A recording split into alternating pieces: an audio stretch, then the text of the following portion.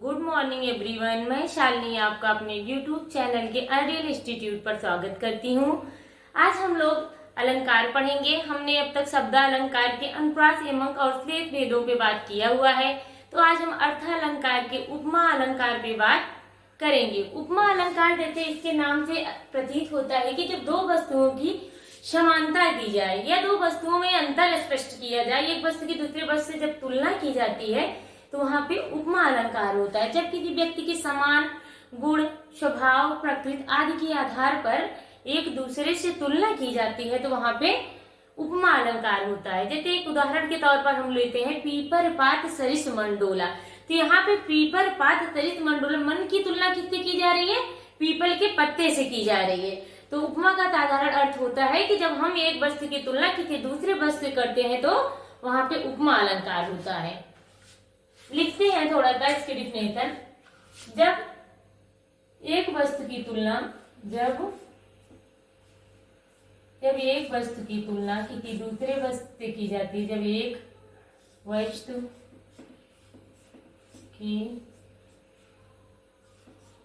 जब एक वस्तु की तुलना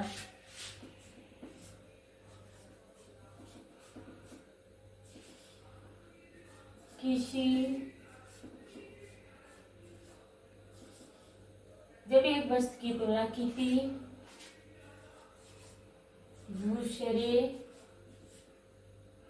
दूसरी वस्तु से की जाती है तो उसे उपमा अलंकार कहते हैं। उपमा अलंकार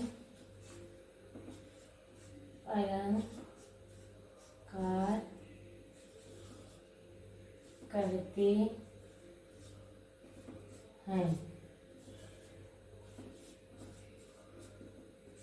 एक उदाहरण लेते हैं, उदाहरण से अच्छे से हमें समझ में आ जाएगा।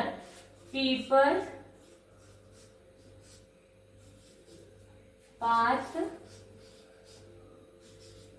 पात सरिस्मन डोला। पीपर पात सरिस्मन डोला।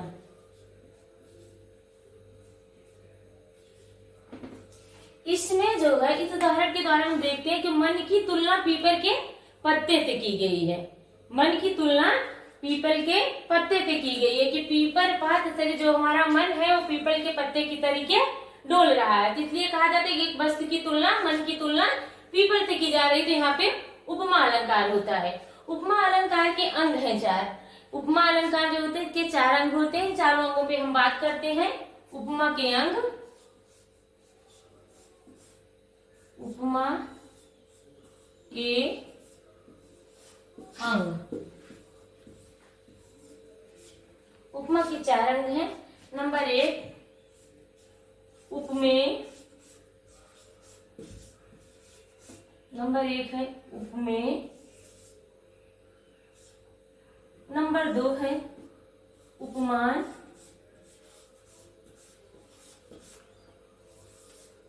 नंबर 3 है साधारण।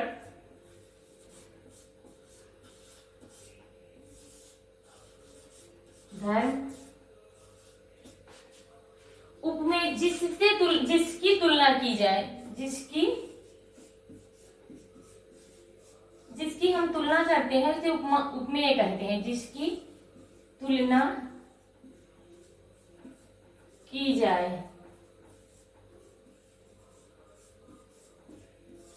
जिसकी तुलना की जाए उसे उपमेय कहते हैं। और जिससे तुलना की जाए, जिससे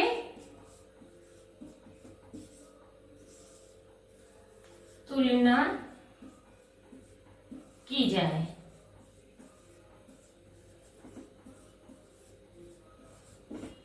जिससे तुलना की जाए, जिसकी तुलना की जाए तो उपमेय कहते हैं और जिससे तुलना की जाए उसे हम उपमान कहते हैं। साधारण धर्म क्या होता है? उपमेय उपमान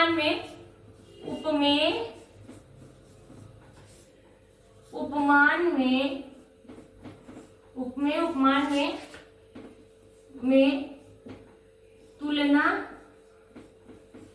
प्रकट करने को साधारण धर्म, उपमेय उपमान में तुलना प्रकट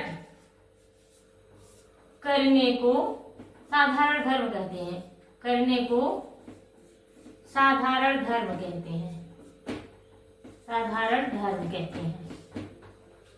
अब एक इसमें और होता है बच्चों, जिसको हम वाचक कहते हैं। तो आगे हम ऊपर का इरेज कर रहे हैं, देन यहां लिखते हैं। नंबर चौथा हमारा इसका अंक होता है उपमा का वाचक। वाचक और एक पहचान ट्रिक होता है, पहचान चिन्ह होता है कि हम कहते हैं पहचान करेंगे कि उपमा अलंकार है। वाचक में जिसके द्वारा प्रकट किया जाता है, जिस शब्द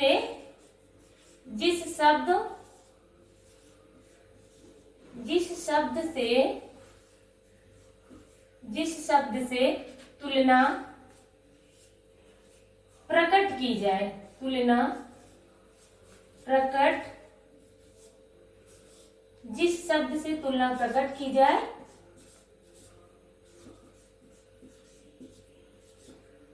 जाए वो वाचक होता है।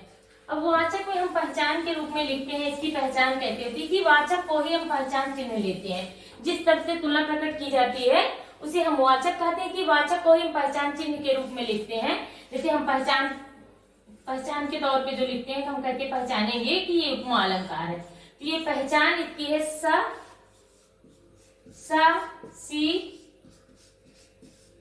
सी से, यही वाचक है। ये जो पहचान है यही इसके वाचक है। सा सी से समान, सदृश, सम, सा सी से समान, सदृश, सम, जिम,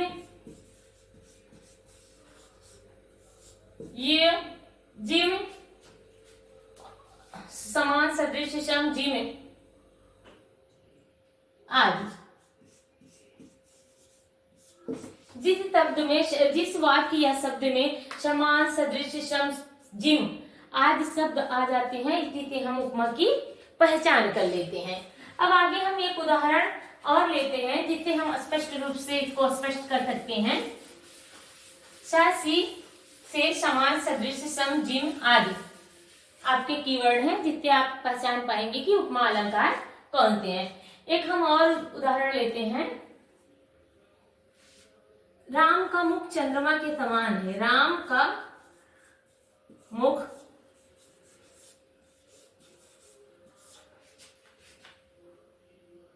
चंद्रमा के समान है, चंद्रमा के समान है। एक ये भी एग्जाम्पल है कि राम के मुख की तुलना किससे की जा रही है? चंद्रमा के। राम का मुख चंद्रमा के समान है। हरिपद कोमल कमल से। एक और एग्जाम्पल लेते हैं। हरिपद कोमल कमल से।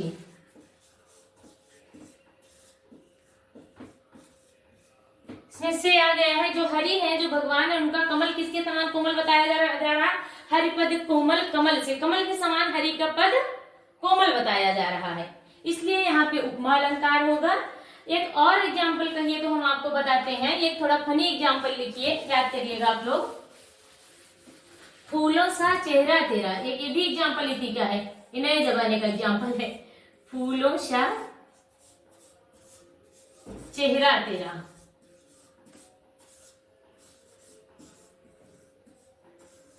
कलियों से मुस्कान है। इसमें सा फूलों सा चेहरा तेरा। चेहरा कैसा बताया जा रहा है? फूलों से बताया जा रहा है, इसलिए यहाँ पे उपमा अलंकार होगा। जहां पे सा सी से समान, सदृश, जिम आदि शब्द आए वहां पे हमारा उपमा अलंकार होता है। आगे हम बात करते हैं नेक्स्ट।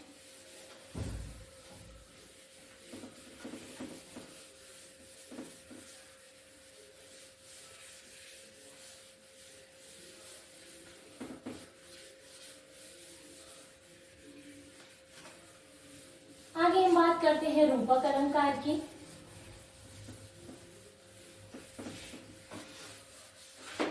रूपक अलंकार। नंबर 2 हमारा आता है रूपक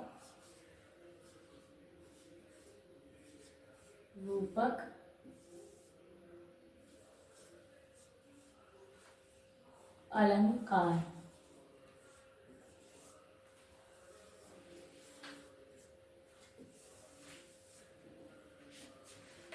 रूपक अलंकार, जैसे बच्चों इसके नाम से यह स्पष्ट होता है इसकी क्या पहचान होती है। जब उपमेय में उपमान का भेद रहित आरोप किया जाता है, जहां पे उपमेय में उपमान का भेद रहित आरोप किया जाता है वहां पे रूपक अलंकार होता है। रूपक अलंकार में उपमेय को ही उपमान मान लिया जाता है। इसमें यह समझ में ही नहीं आता है कि कौन सा उपमेय है और कौन सा उपमान है। इसकी थोड़ा सा हम पहचान करते हैं। इसमें थोड़ा सा ध्यान देने वाली बात है कि इसमें उपमेय में उपमान ही मान लिया जाता है, जहां पे उपमेय में उपमान का भेद रहित, इसकी एक डिफिनेशन थोड़ी लिखिए आप लोग। जहां पे उपमेय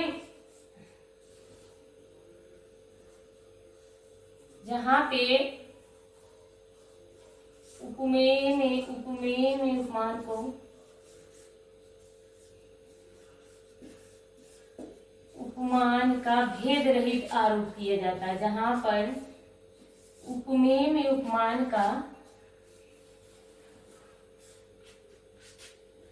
भेद रहित आरोप किया जाता है, जहां उपमेय में उपमान का भेद रहित आरोप किया जाता है, आरोप किया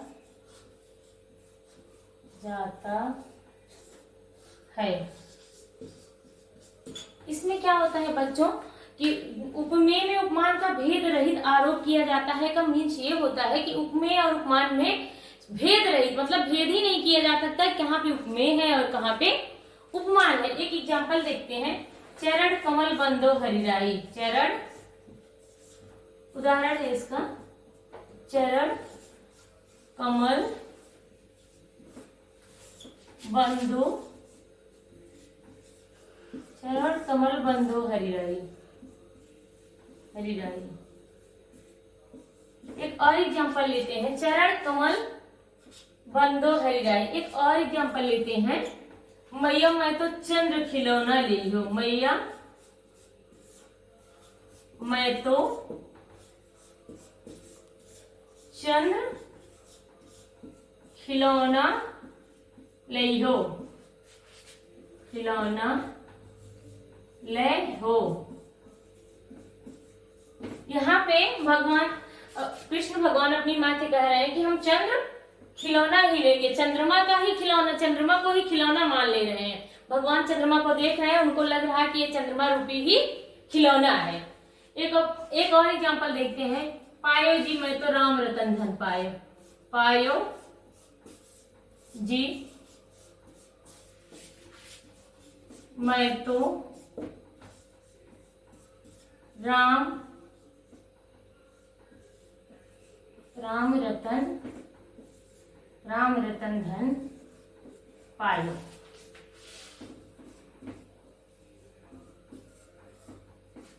अब देखिए इसकी एक पहचान हम आप लोगों को बता दे रही है, तो इसके एग्जाम्पल रहे। अब आप लोग इसकी पहचान कैसे करेंगे, इसको आइए हम देखते हैं। तो इसकी पहचान करने के लिए इसमें दो शब्द होते हैं। एक इसमें रूपी शब्द का आविर्भाव होता है। जब भी हम शब्द को देखते हैं, जब अर्थ निकालते हैं, तो हमें रूपी नामक शब्द का आविर्भाव उसमें प्राप्त होता है। और दूसरा है उपमेय और उपमान के बीच में योजक चिन्ह लगा होता है। एक और इसकी पहचान है, इसकी पहचान लिख लेते हैं।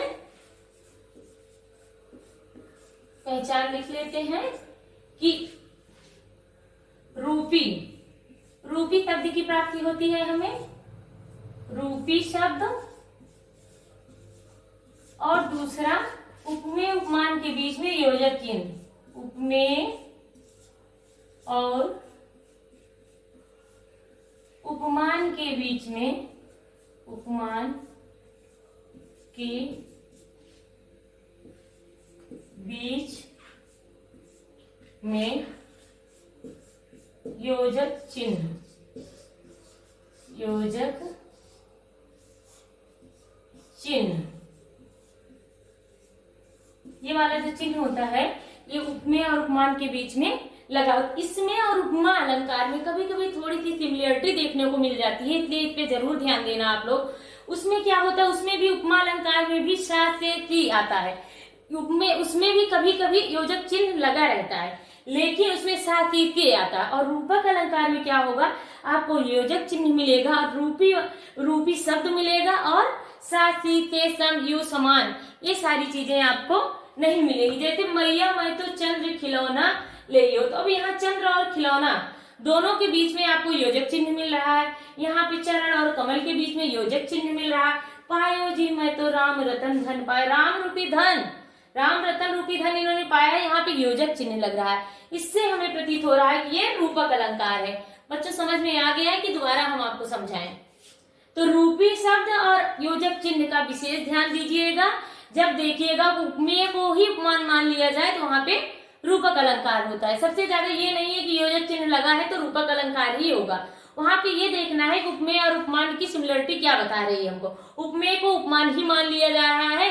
कभी कभी कह दिया जाता है राम का मुख ही चंद्रमा है, ये भी एक एग्जाम्पल हो जाएगा। अब राम का मुख तो चंद्रमा नहीं हो जाएगा ना, लेकिन यही मान लिया जाता है। इसलिए योजक चिन्ह पे आप लोग मत जाइए, शब्द को बहुत गहराई से पढ़िए और उपमेय और उपमान का ज्यादा ध्यान रखिए। ठीक है, आगे हम बात करते हैं दूसरे अलंकार की। देखना हो तो आप स्क्रीनशॉट इसकी ले सकते हैं। नेक्स्ट हम बात करते हैं उत्प्रेक्षा अलंकार की।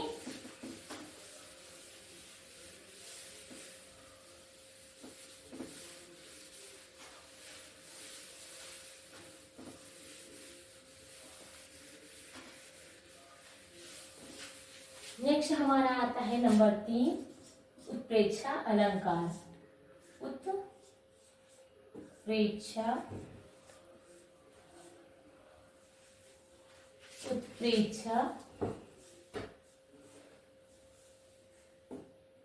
अलंकार।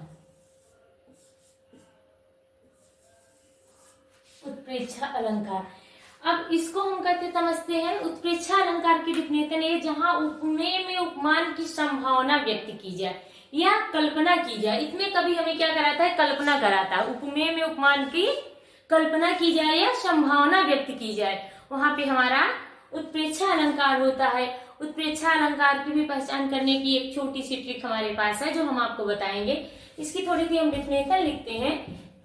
जहां उपमेय में उपमान की संभावना व्यक्त की जाए, जहां उपमेय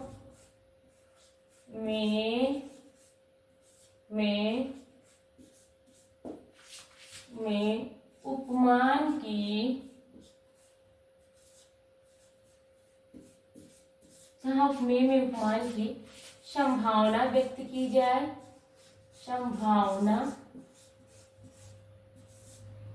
व्यक्त की जाए या कल्पना की जाए, संभावना व्यक्त की जाए या कल्पना की जाए, कल्पना की जाए, वहां उत्प्रेक्षा अलंकार होता है। वहां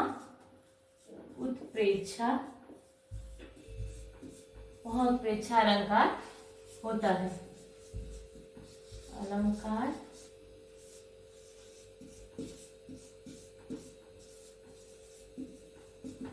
होता है जहां उपमेय में उपमान की संभावना व्यक्त की जाए या कल्पना की जाए, वहां उत्प्रेक्षा अलंकार होता है। इसकी हम पहले पहचान लिख लेते हैं, देन हम एग्जाम्पल लेते हैं। हम कैसे पहचानेंगे कि हमारा उत्प्रेक्षा अलंकार है, तो पहचान के लिए कुछ शब्द है उसको लिखते हैं। जन जनऊ जानो, जन जनऊ, जन जनऊ जानो, जन जनऊ जानो, मन मनऊ मानो, मन मनऊ मानो, जन जनऊ जानो और मन मनऊ मानो। ज्यों और यों भी इसमें आता है, ज्यों और यों भी कभी कभी आ जाता है। ये आपके उत्प्रेक्षा अलंकार की पहचान है। जहां पे ये शब्द आ जाएंगे ये समझ लीजिएगा आपका उत्प्रेक्षा अलंकार है। इसका एक एग्जाम्पल हम देखते हैं, उदाहरण लेते हैं। उस काल मारे क्रोध का तन कांपने उनका लगा। आगे लिखते हैं एग्जाम्पल।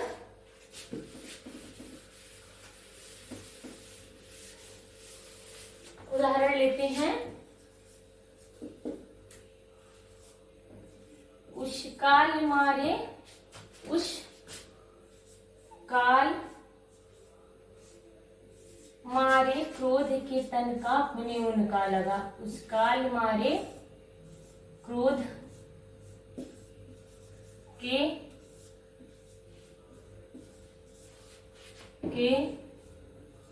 तन कांपने उनका लगा। तन कांपने उनका लगा।